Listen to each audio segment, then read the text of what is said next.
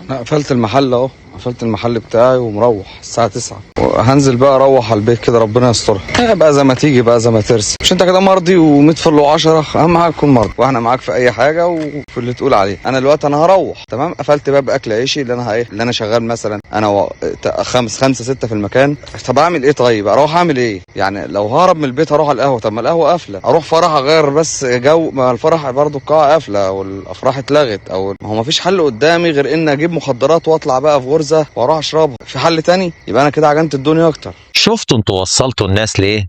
وصل انه بيقفل باب رزقه الساعة 9، وكمان بيعتذر للي خد القرار ده، بيقول له اهم حاجة تكون مرضي. يا عيني علينا يا مصريين، بقينا بنشحت الرضا من اللي بيطفي علينا النور.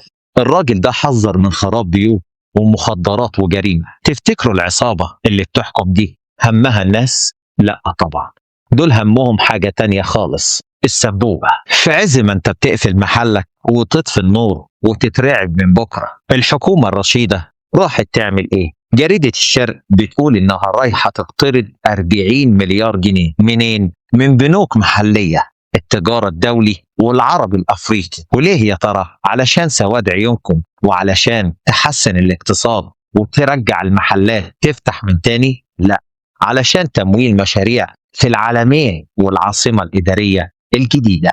واشربوا يا مصريين. بصوا بقى الحكاية من ورا الكواليس. السيسي النهاردة عامل زي اللي شحت ولف الكون، شحت من الخليج وخلاص بح الرز خلص. راح لصندوق النقد الدولي، قالوا له مفيش، وفتش جيوبك يا حبيبي يمكن تلاقي فلوس هنا ولا هنا. مفيش قرض غير لما تبيع شركات الدولة، وخصوصا شركات الجيش. وطبعا جنرالات الجيش قالوا على جثتنا دي سبوبتنا اللي بنلم منها مليارات من قوت الشعب. مرضوش يفرطوا في السدوبة. حتى ترامب اللي السيسي كان بيتمسح فيه اداله الطرشة وعمل عبيط. هم ساعدوش ومش هيساعدوا. فالسيسي يعمل ايه؟ راح قالب على البنوك المحلية، هيقترض 40 مليار من فلوسكم انتوا وديعتكم اللي في البنوك، هيشطب عليها ويطبع بدلها ورق ملوش أي لازمة. والنتيجة بدل ما تكون مصيبة واحدة هتبقى مصيبتين.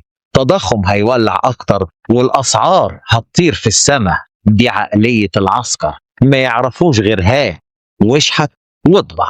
وعلشان دمكم يتحرق، أسبانيا علشان تخفف تداعيات الحرب على شعبها عملت إيه؟ خفضت الضرائب وفواتير الكهرباء وأسعار الوقود. بس كده؟ لا، وادت دعم للمزارعين والطلاب. تخيلوا دولة أوروبية بتحس بناسها في وقت الحرب اللي مش عندهم، اللي زينا بالظبط، إن إحنا ما عندناش حرب وما ضربناش رصاصة واحدة. وعلى الجانب التاني عندنا مدبولي طالع يهدد الشعب، بيقول لك لو استمرت الحرب هتكون في إجراءات أشد.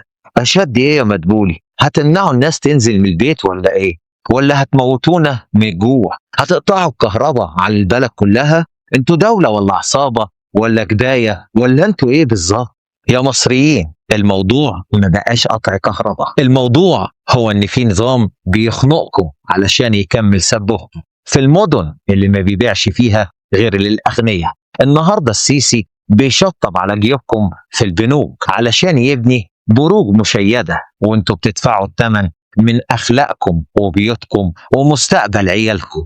السكوت مش هيدوم والناس بدأت تتكلم. انزلوا في التعليقات وقولوا لنا، هل هتقفلوا محلاتكم الساعة 9 وتتفرجوا على مسلسلات المتحدة، ولا ليكم رأي تاني؟